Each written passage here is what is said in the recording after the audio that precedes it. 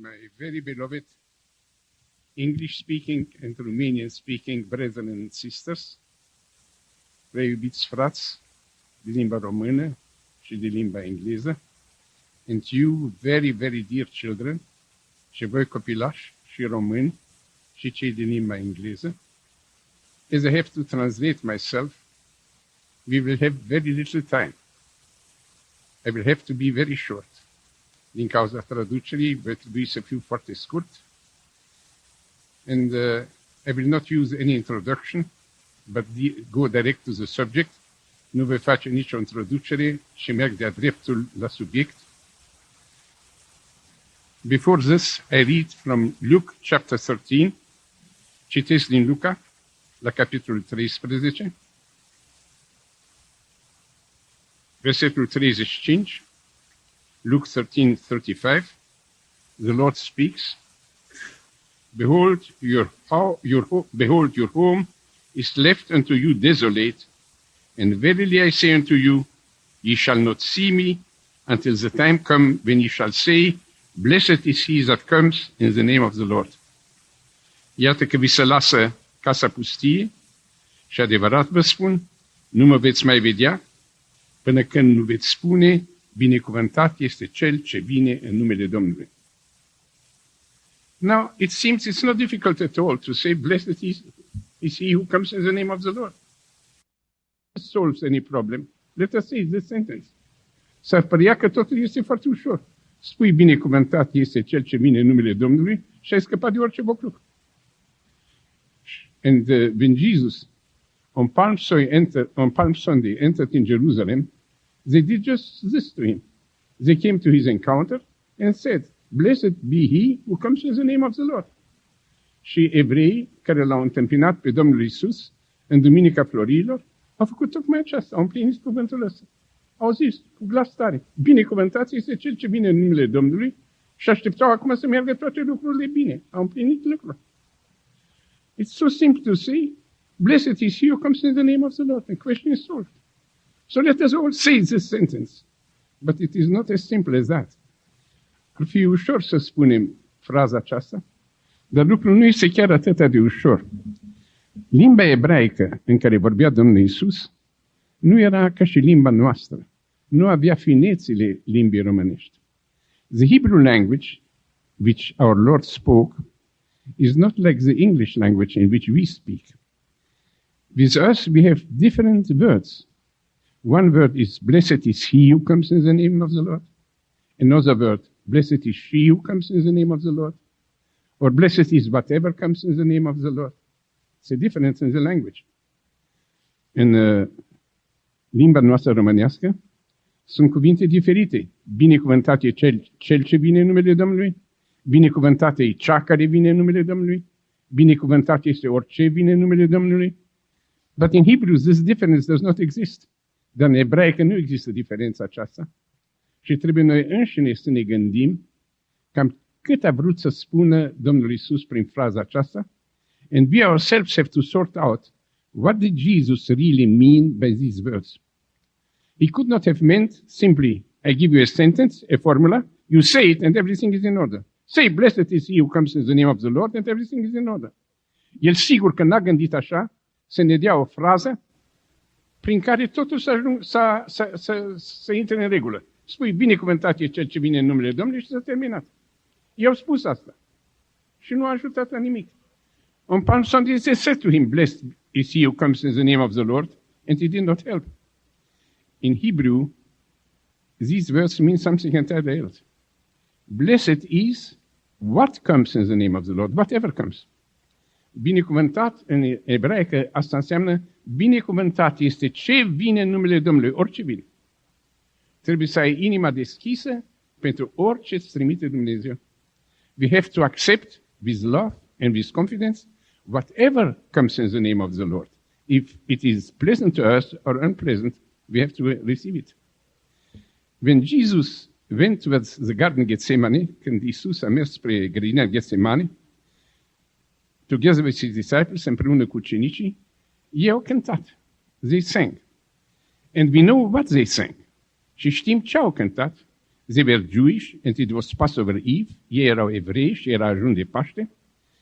And since thousands of years it was the habit on Passover Eve to sing Psalm 118 de mii de ani, de 2000 de ani, de când au ieșit, sau 1000 de ani de la David încoace, în ajun de Paști, evreii cântau Psalmul 118, în care sunt cuvintele: asta este ziua pe care Domnul a făcut-o, să ne bucurăm și să ne veselim în ea.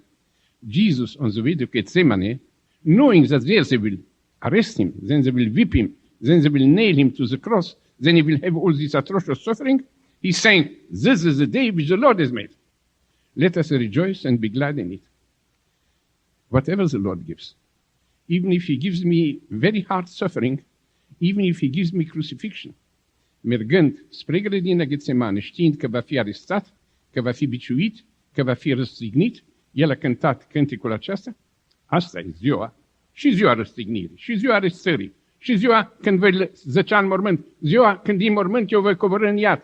Asta e ziua pe care Domnul a făcut. Și eu mă bucur și mă veselesc în ea. Tot ce dă Domnul trebuie să fie primit. Every day comes from the Lord, and it must be received with confidence, with love, knowing that it is ordered by somebody who is wise, who loves us, and just open your heart. Receive every new day with a kiss. Orice zi nouă trebuie primită ca o sărutare. Domnul a trimis-o. Job said, should I receive from God the good things? And should I not receive the evil things too? Iov a spus să primesc de la Dumnezeu numai binele și răul să nu-l primesc. We have to receive with a kiss every new day. It is a gift of God, even a day of very great suffering. Now, I will tell you about what is happening today and what Christians have to accept with suffering today and with love. They have to receive the sufferings and have them to receive with love and with confidence. Vă voi spune câteva din lucruri care se întâmplă astăzi, lucruri pe care creștini le întâmpină cu dragoste, cu încredere, de la Dumnezeu sunt rânduite toate. Am numele notat aici, o clipă. We got yesterday the news that our brother Cobas Moada has been hanged in the town of Mashhad in Iran because of his faith. Ieri am primit înștiințarea că fratele nostru Cobas Monadwa în orașul Mashhad a fost spânzurat pentru credința lui. In Iran, many Christians are killed for their faith. În Iran, o țară musulmană, mulți creștini sunt omorâți. We know about Christians who have been stripped naked and buried in the snow until they died, frozen. That is what is happening in Iran today. Au fost creștini dezbrăcați, goi, și îngropați în zăpadă până au murit. Astea sunt lucruri care se întâmplă astăzi. Și acolo, dacă cineva devine creștin, el spune nu numai fraza, binecuvântat e cel ce vine în numele Domnului. Fraza asta o spui ușor. El spune binecuvântat tot ce vine de la numele Domnului. Și bucuriile și necazuri. If one becomes a Christian in Iran, he knows it is not enough to say, blessed is he who comes in the name of the Lord. The words alone are not sufficient. He has to say, blessed is everything which comes in the name of the Lord. Blessed is also suffering, persecution, great sorrow. To this also we say. I have been recently to Saudi Arabia. Am fost de curând în Arabia Saudită. I am of Jewish descent. Eu sunt evreu. No Jew is allowed to enter into Saudi Arabia. Niciun evreu n-are voie să intre acolo. Legea este clară. Un evreu n-are voie să intre acolo. Dar noi eram doi. Despre asta nu spune legea nimic. The law in Saudi Arabia is one Jew is not allowed to enter in Saudi Arabia. But we were two, my wife and I. And the law says nothing about it. And we entered there in Saudi Arabia. And In Saudi Arabia, at this moment, if a Muslim becomes a Christian, they cut his right hand off. În Arabia Saudită, dacă un musulman devine un creștin, îi se taie mâna dreaptă. But the day on which they cut off his right hand, the day which the Lord has made, to rejoice and be glad in it. Dar ziua aceasta, când se taie mâna dreaptă, este o zi făcută de Dumnezeu ca să te bucuri și să te veselești în ea. And I will tell you how the hand was cut off from one of our young brethren here. Vă voi spune cum i s-a tăiat mâna unui tânăr frate. Era vineri dimineața, ziua lor sfântă. It was on a Friday morning. Friday is with them the holy day, as with us Sunday. Și la ieșirea din moschee, when they went out from the mosque after the religious service, there stood the henchman with an axe in his hand. Era acolo călăul cu un topor în mână. And they had to cut off his hand. Și au trebuit să-i taie mâna. And they put to him the usual question. Și i-au pus întrebarea lor obișnuită. Do you have to say something? Ai ceva de spus? Ei toți sperau că o să zică, mă lapă de Hristos. Și atunci era liber. They wished men, feeling this, they should say, I deny Christ, and in this case, he would be free. And so this young man was also asked, do you have something to say? Și acest tânăr tot așa a fost întrebat, ai ceva de spus? And he replied, I have not only to say something, I have to sing something. El a răspuns, n-am ceva de spus, am ceva de cântat. Ei au fost și mai fericiți, o să cânte vreun cântec musulman de acolo din moschee.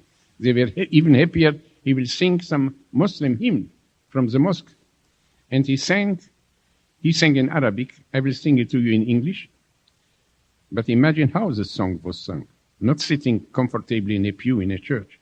It was sung, having before you the henchman with an axe, who will cut off your right hand, and with this, your possibility of living for your whole life. And he began to sing.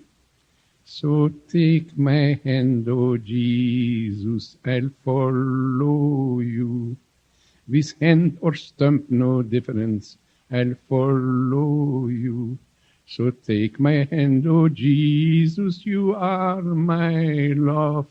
So take my hand, O Jesus, I'll follow you. Și el a început să cânte. El a cântat în limba lor, iraniană. Eu să vă cânt în românește. Deci i-am tu, Doamne, mână.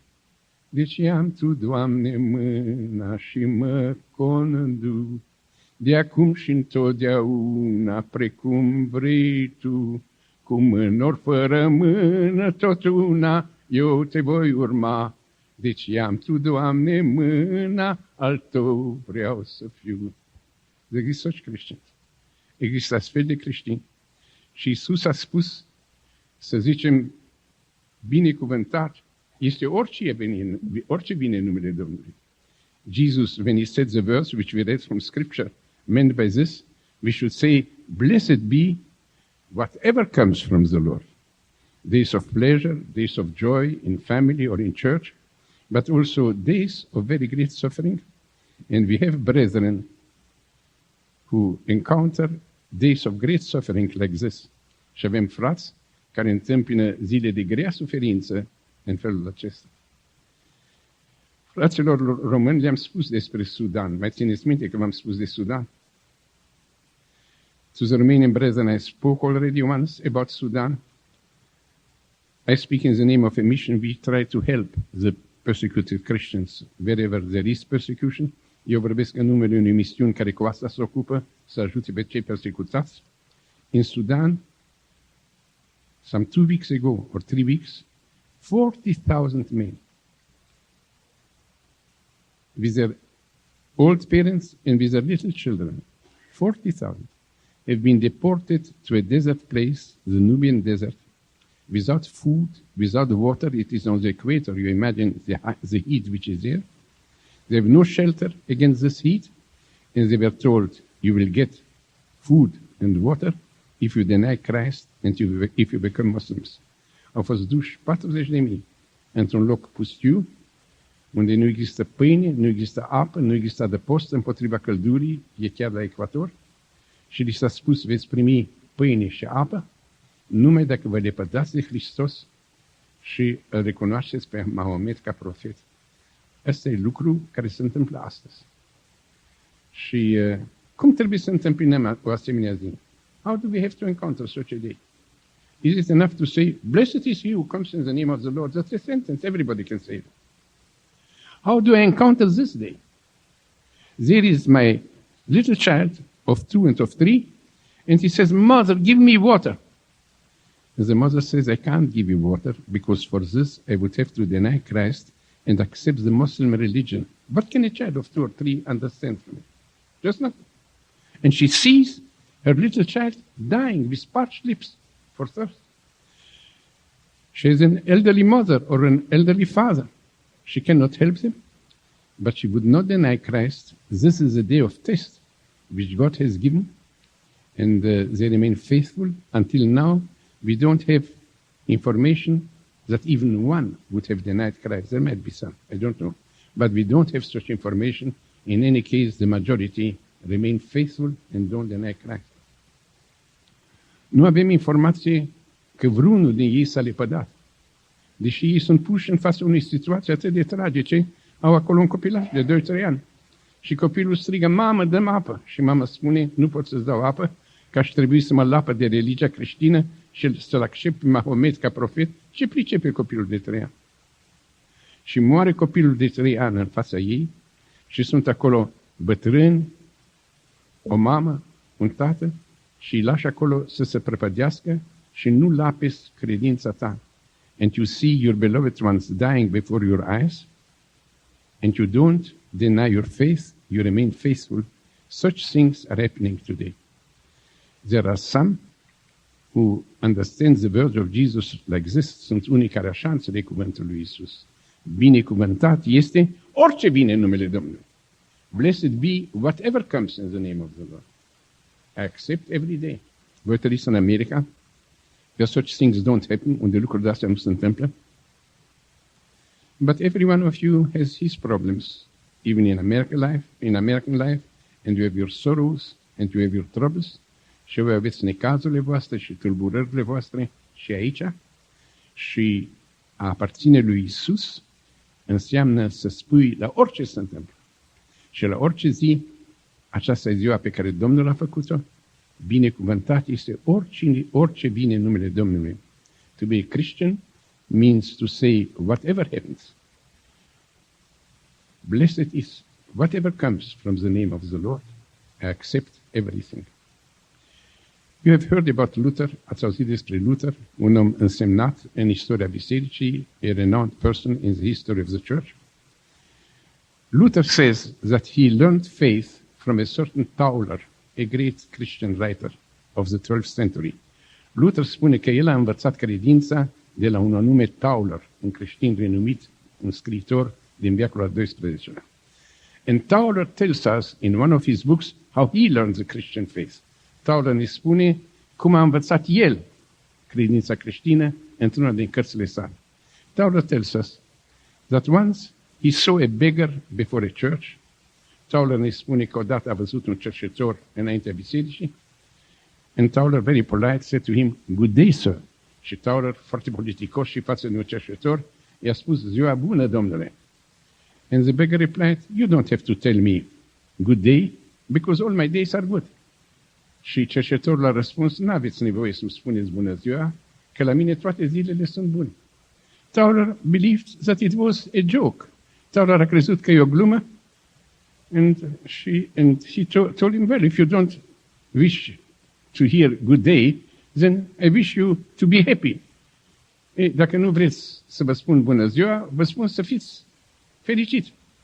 And the beggar again replied, no need of such a desire for me, because I have never a day which should not be happy.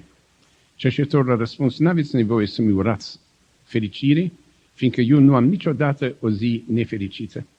If I have what to eat, I am happy. If I don't have, I am happy. If I have where to lay my head, he's happy. If I don't have where to lay it, I am also happy.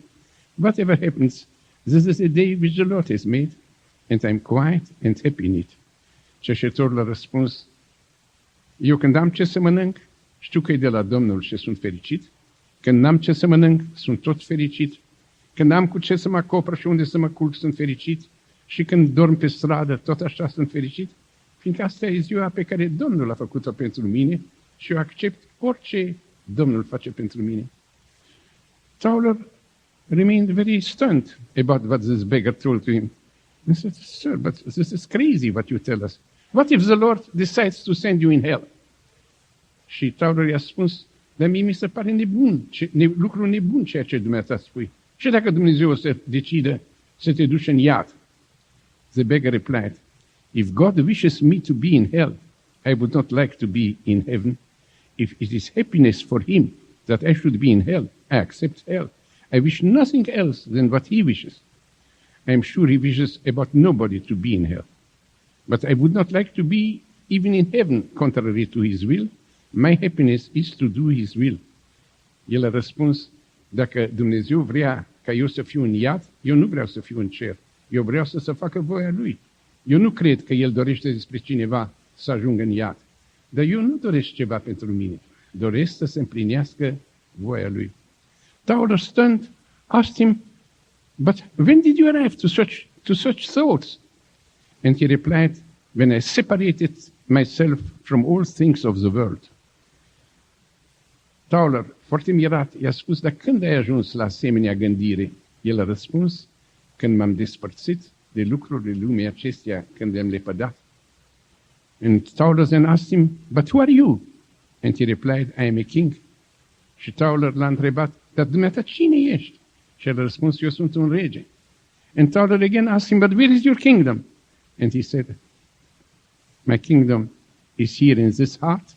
I obtained it when Christ died for my sins." L-a întrebat, unde este împărăția ta? El a răspuns, este aici, în inima mea, și am obținut-o când Iisus a murit în locul meu.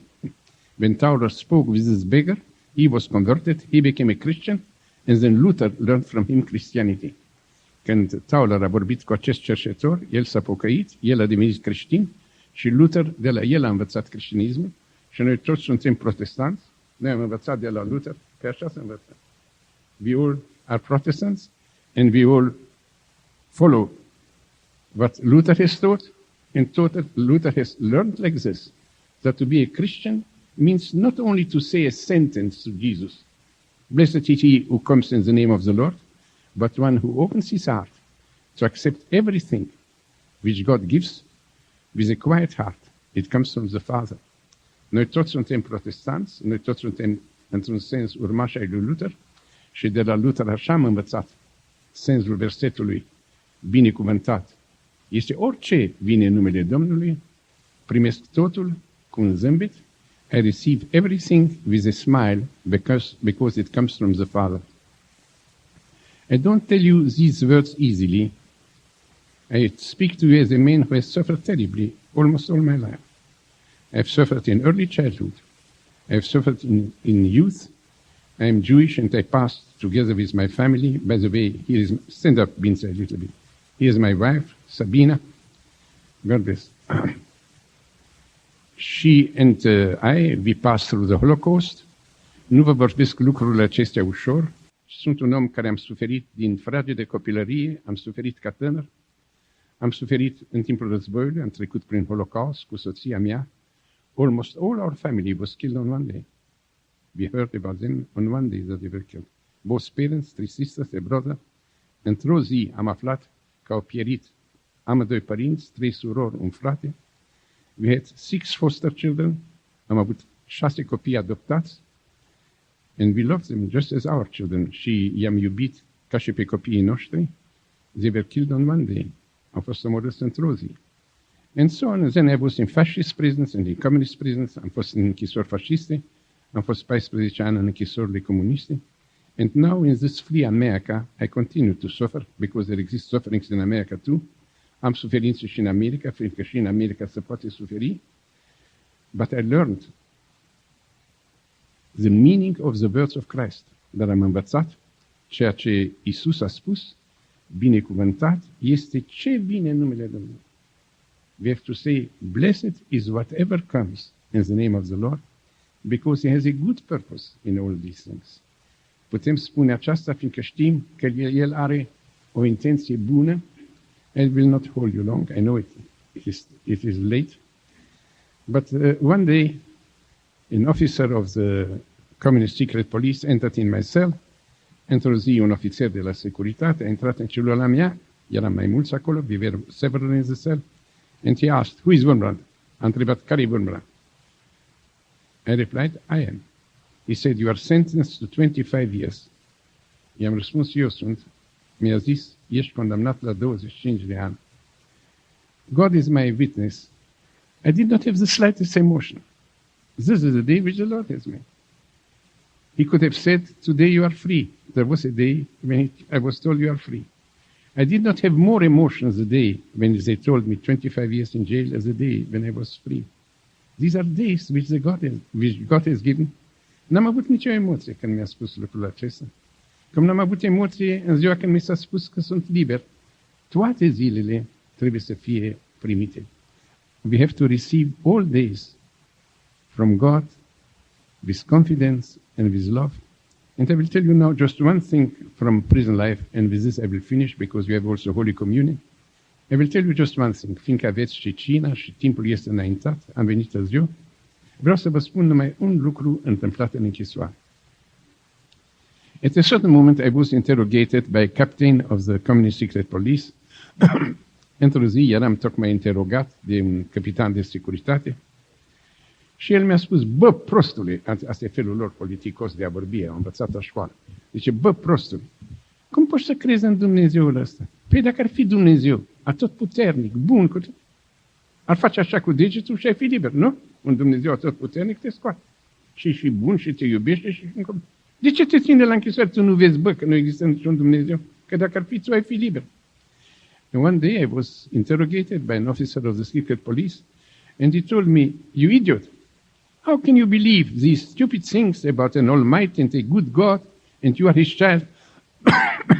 Well, if he is almighty and good, he can just snap his finger and you would be free. Why are you not free?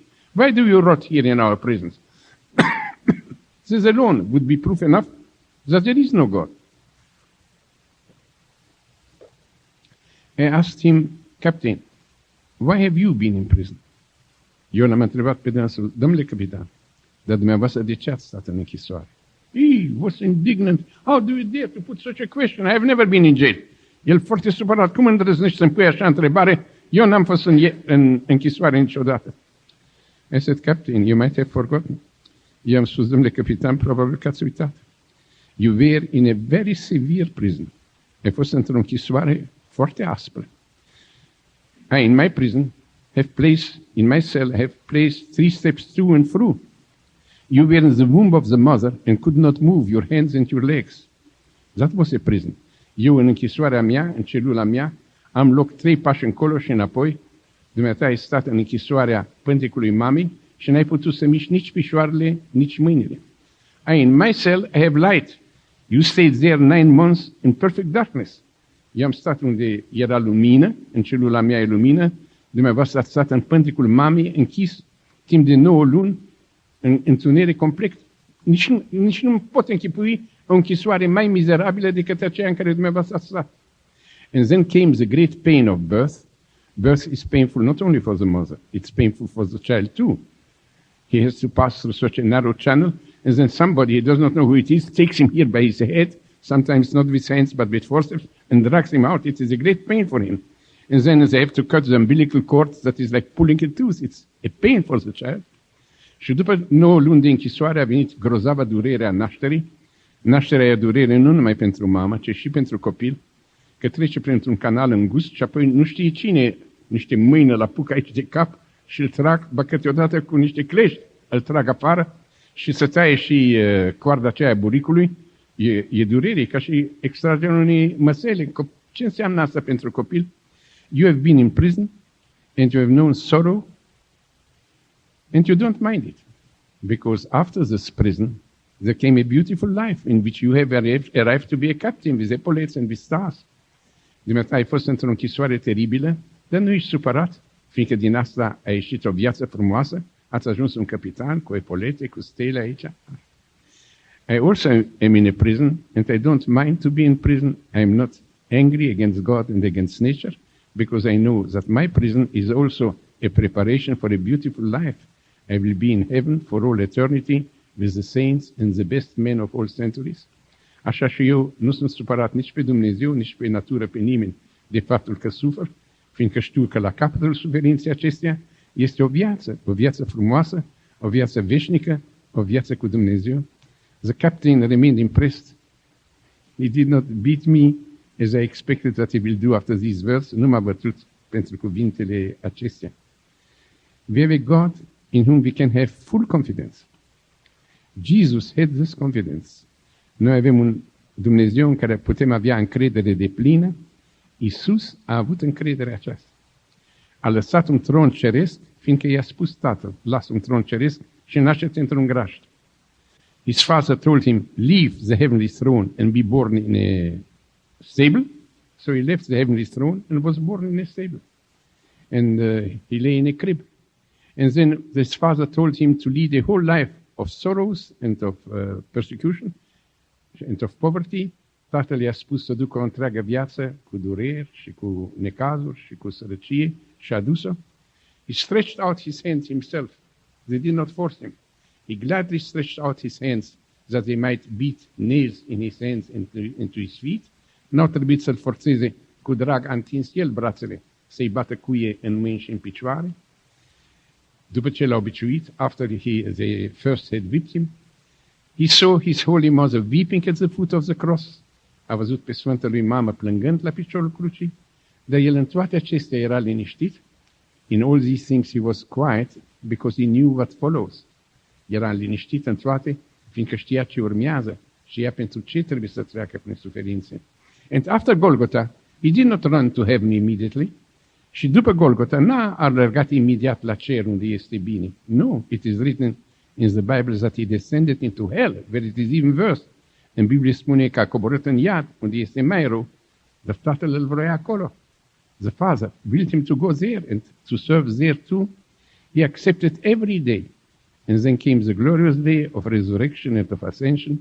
Și până a venit ziua frumoasă a învierii și a înălțării.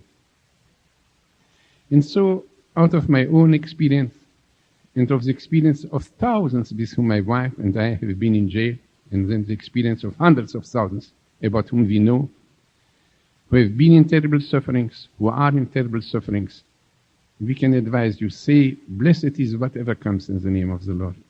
Și de aceea, din experiența mea și a soției mele, și în experiența sute cu care am stat la închisoare și a mii despre care știu că au trecut în închisori, eu vă recomand, spuneți, binecuvântat este nu numai cel ce vine în numele Domnului, ci ceea ce vine în numele Domnului. Orice ce ar fi, binecuvântat să fie, că Dumnezeu are scopuri bune în toate lucrurile pe care le face pentru noi. El este prietenul nostru, El este Tatăl nostru, He is our friend, He is our Father, and He will not give us something bad. Sometimes the pill is bitter, câteodată e o pilulă amară, dar ascunde un medicament foarte frumos. It hides a beautiful medicine. In Sudan, now these children die. În Sudan mor acum copii. These elderly people die. But how is it that the Christians in Sudan are not despaired? Cum se face că creștinii din Sudan nu disperă? In China, we have now brethren, we have the name, brethren who are in jail since over 40 years. Sunt în China creștini care sunt închiși de peste 40 de ani. De peste 40 de ani. In Vietnam, they just sentenced brethren to death. În Vietnam de curând au condamnat creștini la moarte, and the families were obliged afterward to pay for the bullet and for the coffin. Și familiile au trebuit să plătească după aceea pentru blonte și pentru sicriu, că noi comuniștii nu cheltuim pe creștini. The communists said we will not spend our money for burying or for shooting Christians, they have to pay themselves. Dar există o creștinătate luminoasă acolo. Nimeni nu s-a speriat. Christianity is luminous there, even under persecution. When the communists took over China, there were 3.5 million Christians. Când comuniștii au luat China, au fost acolo 3,5 milioane de creștini. Catholics and Protestants and everything together, 3.5 million. Catolici, protestanți, toți împreună, au fost 3 milioane și jumătate. Now, after 50 years of such terror and of such tortures, the Christians, the evangelical alone are 50 million. Acum, după o jumătate de viac de grozave torturi, evangeliștii singuri sunt peste 50 de milioane, the Catholics have grown too, și catolicii au crescut. They could not crush Christianity, nu au putut să învingă creștinismul, fiindcă am învățat să spunem, binecuvântat este orice vine în numele Domnului, because we learn to say, blessed is whatever comes from the name of the Lord, because after every such a death comes a beautiful resurrection, fiindcă după fiecare astfel de moarte vine o frumoasă înviere. V-aș fi spus mai mult, I would have liked to tell you more, but the time does not allow it. And I hope we learn this one thing, to say, blessed be whatever comes. I know that every one of you has also some troubles and some sufferings and some sorrows. Accept them with love. These are also for your good, and afflictions which are received lovingly become such beautiful blessings. Orice suferință pe care o primești cu credință devine un izvor de binecuvântare. That is all what I have to tell you. For the English speaking who don't know it, the Romanians know me since long. For the English speaking, I belong to a mission which has its purpose only to help the churches who are persecuted. We publish every month a newsletter in which we give the pictures of those who are in jail and their stories and what is happening there and their examples of heroism. Every one of you can get this newsletter for free. If outside in the back there will be a book with table with some books, and you can, if you give to my wife there your name and zip code and so on, you will get these newsletters for free. And we have also some books there, books specially about this subject, about the suffering, the persecuted church. It's not only about its sufferings, but its triumph in suffering. Triumph in suffering.